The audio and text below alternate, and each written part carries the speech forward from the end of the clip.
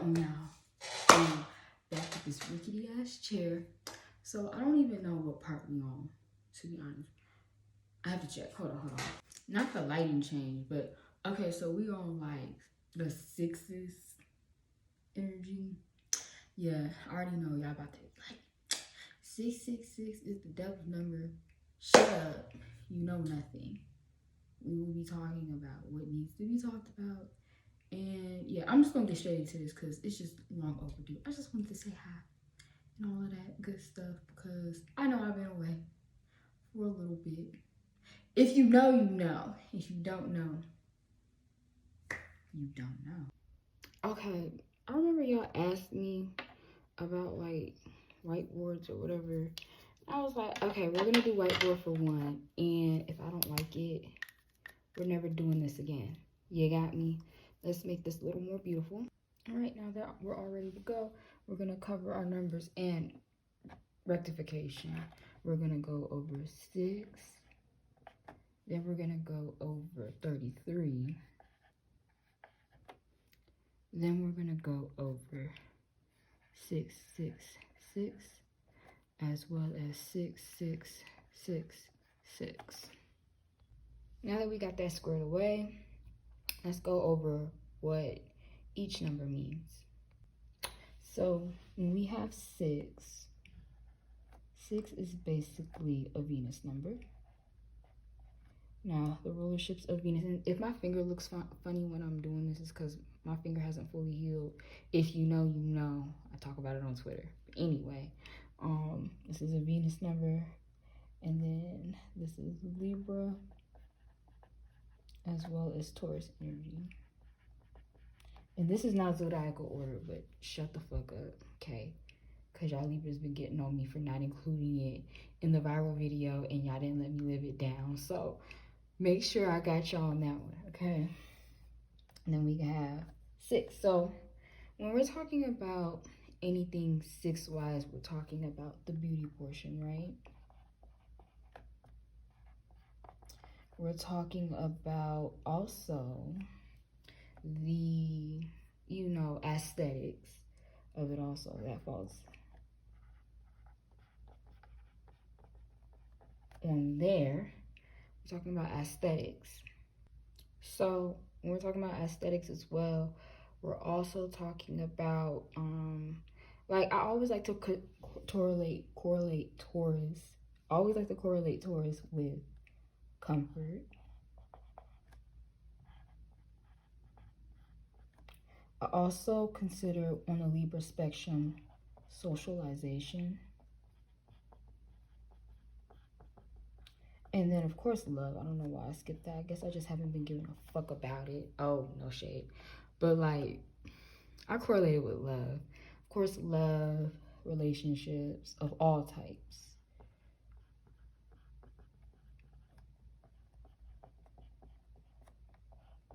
So, like, stuff in these types of realms. So, when we get into the understanding of all of this, then we start to kind of see why 6 is a Venusian number, and etc., etc. Now, let's offer some contraries to 6 energy, just to be spicy and like include more astrology. So we actually have a bit of facts here. So when we have the 6th house in astrology, this is Mars's joy, okay? If you don't know what joy houses are, I think in my beginner's astrology I covered it.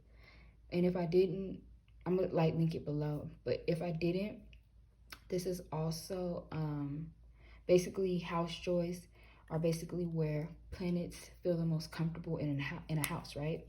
So the 6th house is actually the Mars joy, but it is not, since it isn't, it's Mars's joy, it's also where Venus does not feel comfortable here. So Venus does not feel comfortable here at all because it's the house of labor. So the 6th house is just the house of labor, things that you have to do.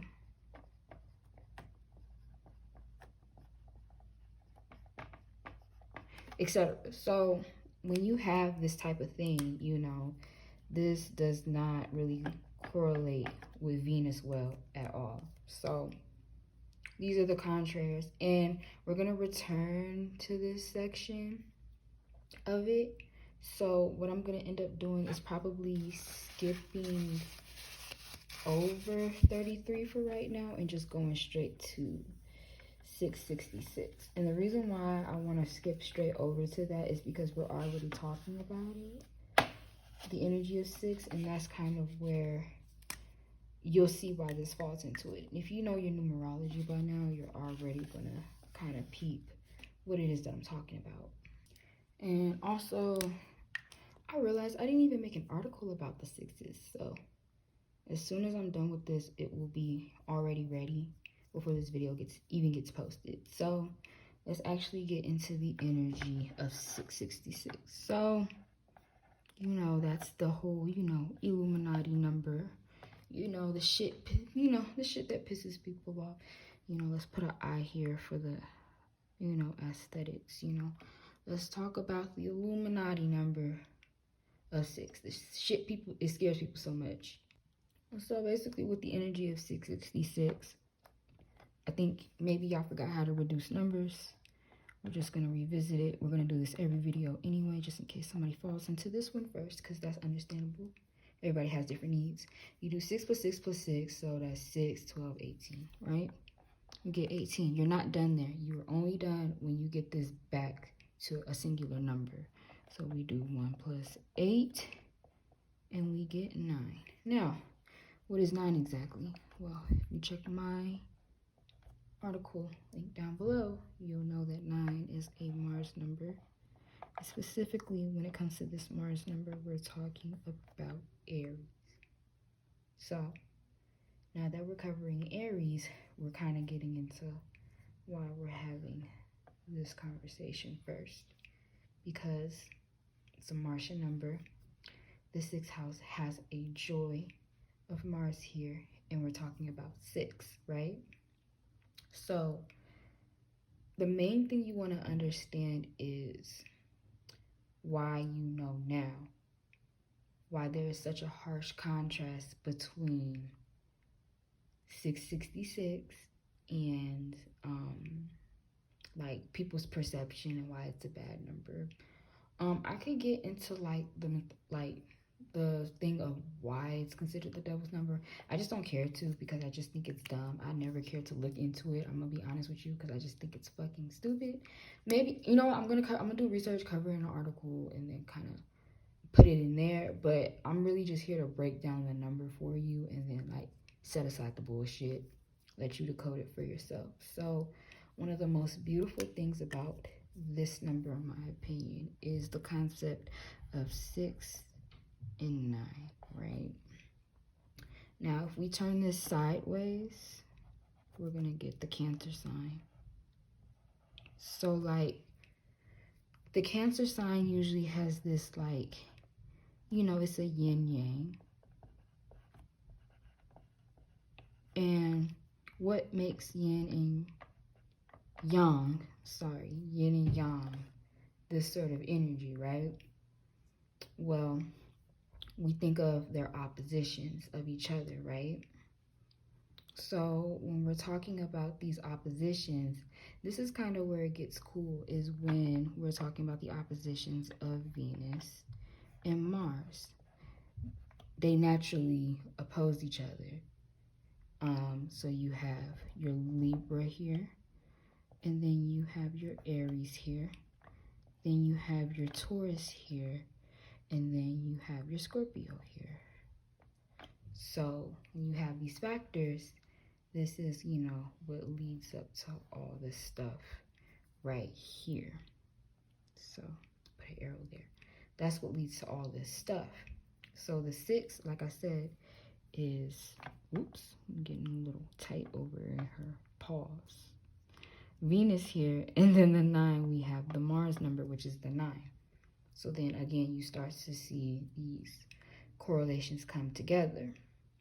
What's also cool about this is when you have the Cancer sign right here representing somewhat, honestly, you could think of it as like the oppositions being the lunar nodes, which is Cancer is a lunar sign, and you also have Rahu and Ketu.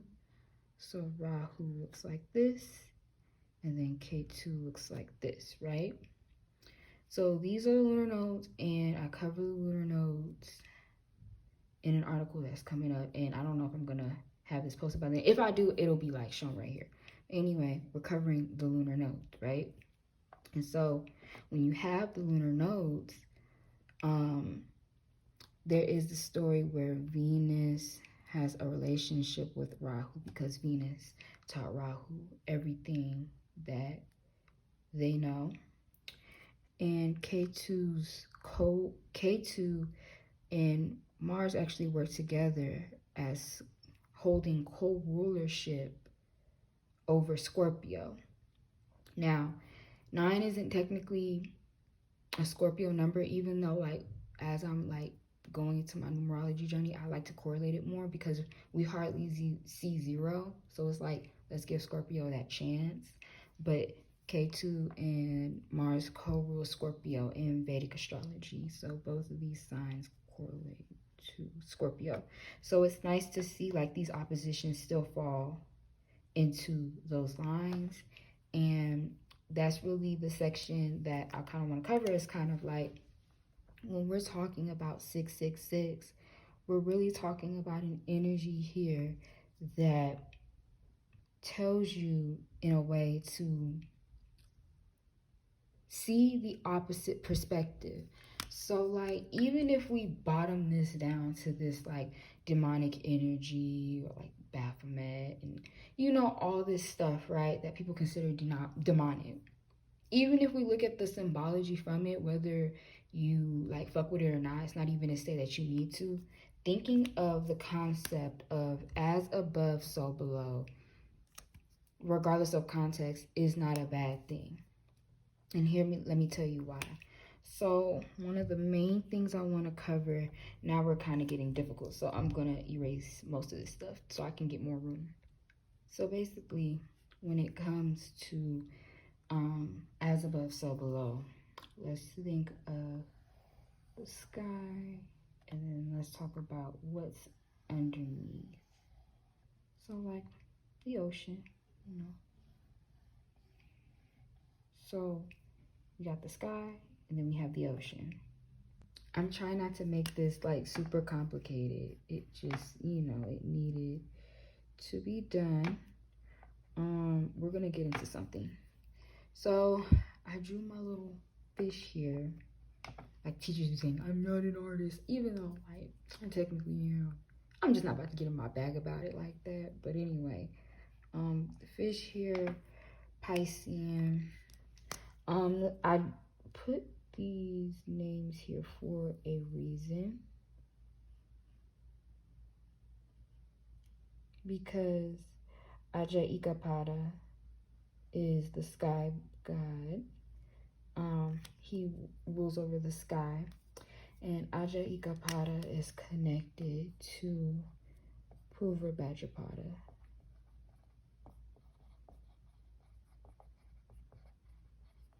Okay, that's the nakshatra.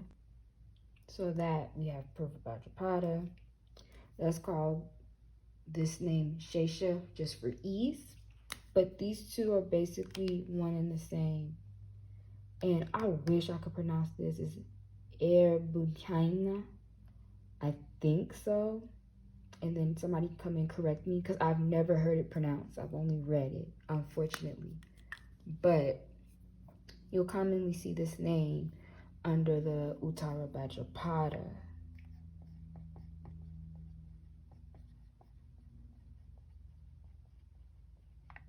So when you have this, right, you have Uttara Bhadrapada in this name, commonly referred to as Shesha, because when you do your reading inside like the Parvas and, you know, the Vedic text, these two actually correlate. And the reason why they correlate is because Shesha deals a lot with Varuna, And because Shesha is the one that's in the cosmic ocean, and the ocean is considered a cosmic energy in itself.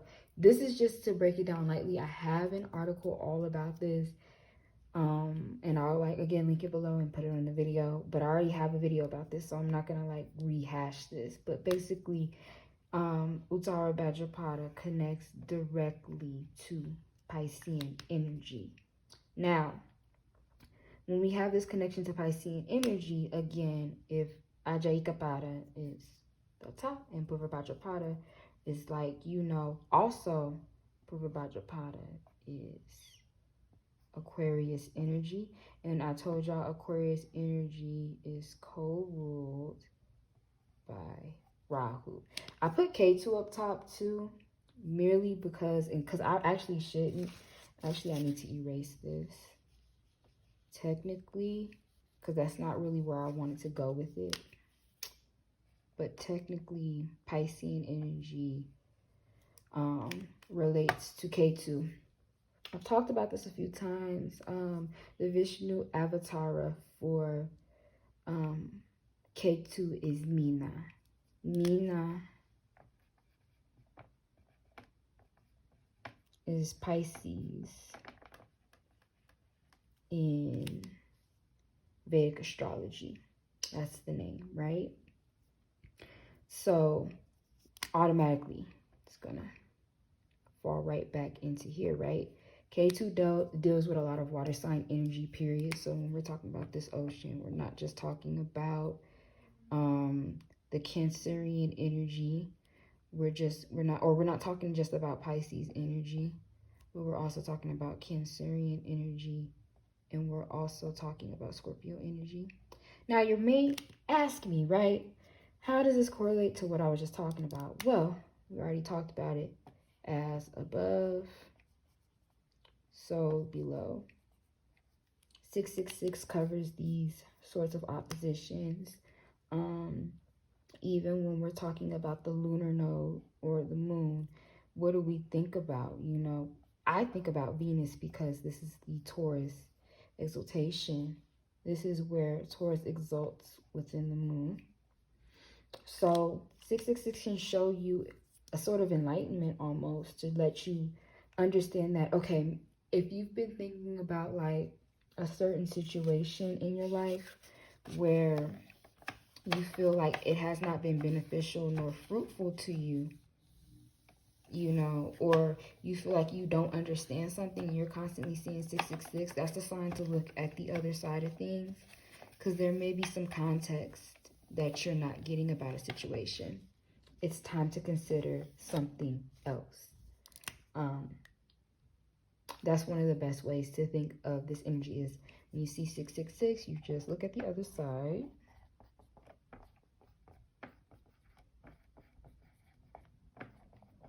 It offers perspective as well. Because when you think about perspective, if you're always thinking in your limited mind, this is kind of why we're running into these problems in life.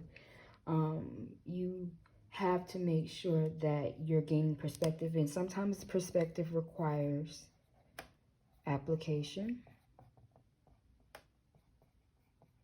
and that kind of falls under the Venus Taurus energy, and it also falls into this Aries Mars energy as well. So that perspective also requires thought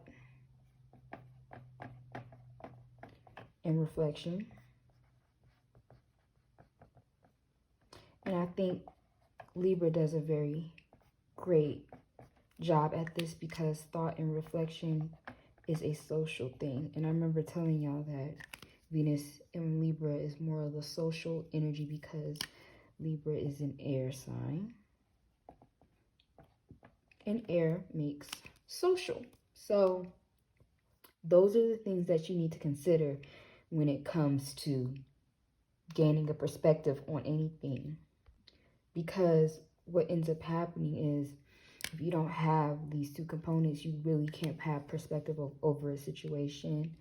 And we're also dealing with how air energy really dove into Rahu energy, like we were talking about, and how K2 also is that application of this.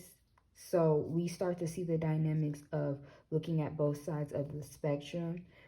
If you don't understand Rahu and K2, I'll link it below again, and I'll have to update this article. So I'm going to say by the time I post this video, all of this will be basically posted so you can gain more information. But this is really what we're aiming for when it comes to 666 and perspective, is to open your mind up and stop being ignorant. You may have, don't be ignorant.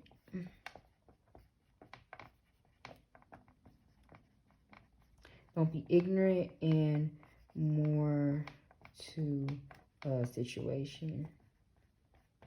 So when you're not ignorant, you gain perspective. There's maybe more to the situation than you're thinking. So if something feels stagnant, that's probably why. There's more to the situation than what you're seeing. And that's my deduction of 666 energy. I spent a lot of time on this. So let's move to 33. So now that we're doing 33, so 3 plus 3 is 6. 6 is a Venus number. 3 is Jupiter, Sagittarius, and Pisces. I've been more like lenient in making like, instead of doing it always at 7, because in Vedic numerology, 4 is Rahu, 7 is K2. But the good thing about these correlations is that 4 and Rahu, and as well as Saturn, they also correlate to Aquarius energy anyway, right? As well as this, 7 and K2, what I told y'all earlier, is basically Pisces due to like Meena and the Vishnu Avatara and stuff like that. So they still apply for like 7 in these correlating. So again, just depending on what you want to do, I've been, learning some things, growth and all of that. So I'm just showing y'all that. But basically, with the combination of this Venus, Jupiter, Pisces, Jupiter energy, period, and 6 and all of that, here's a couple of deductions that we could just make on the energy, period, is that, maybe it's time to take a trip. Ooh, I can't spell clearly. Take a trip, do something nice, go out, explore. Maybe it's time to have like a better approach when it comes to your self-care. And I love correlating Jupiter and Venus to self-care, because Jupiter really likes to have like a cleanliness approach to things and stuff like that. Maybe you need to clean, and cleaning can be physically clean or just getting rid of any energy that's just no longer serving you and finding a better way to express it. Getting rid of toxic energy is one of them. Oops.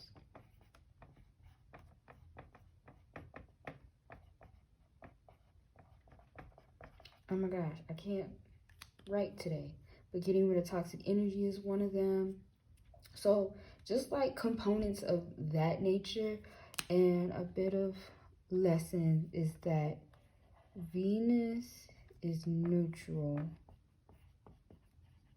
with Jupiter, but Jupiter does not like Venus. And I know you probably have this question, well, why is that the case if,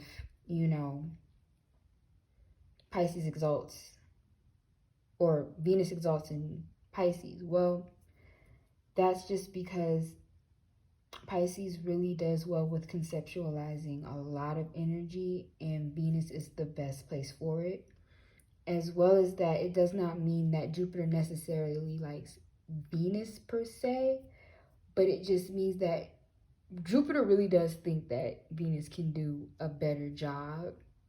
Whereas sometimes I feel like Venus has this corruption of energy where it's more of a superficial love, where Pisces is more unconditional. So can be superficial,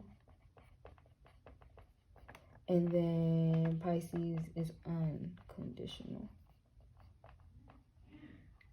I think that's what these signs like the most, or that's why Pisces likes the Venus energy, because it purifies it in a way. And exaltations, I've covered in a tweet, and I'm gonna make an article about it and have it here, but you know, talks about how exaltations provide this sort of leeway to energy, because it allows, you know, that sign to do much more than is even its domicile. And you'll see in Vedic astrology considering exaltations as way more powerful than its domicile anyway. So, you know, that's just a lot of food for thought here. It's basically, how can you take this Venusian energy, and, you know, we're going to go over the types of Venus in the 66661. So I want you to keep that for food for thought. But how can you take some Venusian energy or Venus components in your chart based on, of course, placement sign and etc.? How can you use Jupiter to purify that and make better of it, be more educated? Jupiter falls into education and higher knowledge and higher learning. How can you connect more to spirit when it comes to your beauty routines or anything that falls under the Venusian lines? Maybe you need to go somewhere and experience something new in order to gain perspective. That's really what, if you see 33 a lot, that's what it can cover. So yeah, on to 6666, or yeah, 6666. That was a lot. 6666, this is a long one. We're just gonna do our thing. Okay, 6 12 18 24. Oh, brings us right back to 6. So we got Venus and Venus.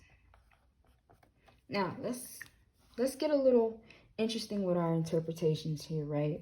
Let's say maybe you're doing too much Taurus and not enough Libra, or you're doing too much Libra and not enough Taurus. Now, oh shit, I'm fucking that up. Got too much going on, too much drawing, and not enough Taurus. So what exactly does this mean? Well, it can mean a number of things. Let's do a pros and cons list. So the pros of Taurus, so let's put Taurus up here. The pros of Taurus and the negatives. Let's kind of make a, oh wait, I'm not going to have enough room. So I'm going to erase all of this. So let's make a proper pro and con list.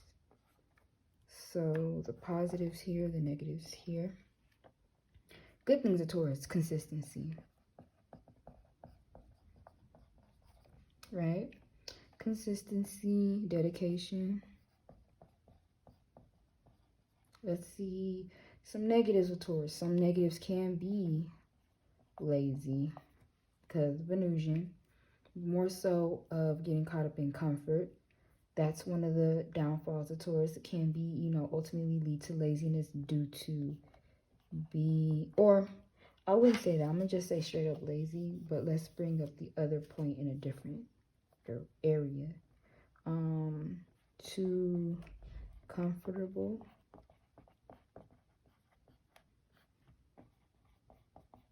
So the energy settles.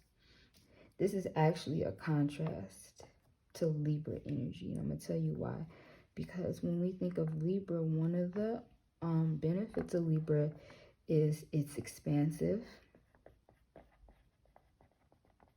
This is because what we can draw a point from is Vayu from Swati, and Vayu is air energy, right?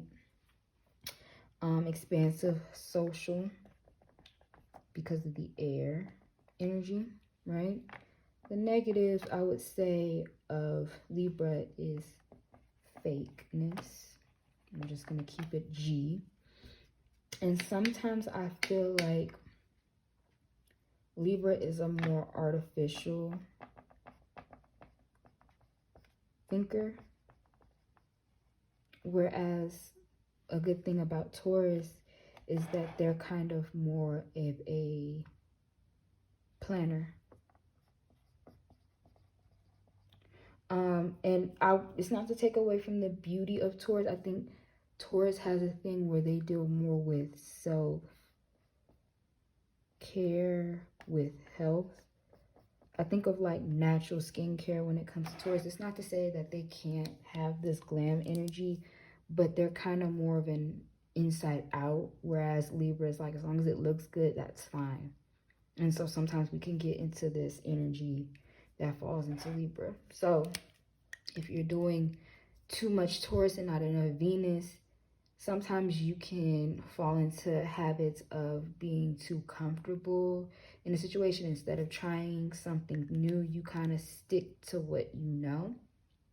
And sometimes that could be a thing where, okay, you like a self-care routine to be like this, but you don't really venture outside of things. You just do things that are tried and true and make you look nice. You're not really experimental with the fashions. Whereas with Libra is more over the top. And maybe you want to just add a little bit of extra spin. Don't be scared to splurge a little money. Stuff like that. Don't be scared to just break the routine and just do something for the fuck of it. Improvise, impromptu ass energy. Like, whatever the fuck you want to call it. Like, just have, like, do something random, do something fun. Do something spontaneous. I think that's what makes also Libra good, spontaneous. So if you're having these problems, you want to go over here. If you're having these problems, you need to go over here, right? And I keep, like, doing too much. I'm sorry. But I got to write, okay?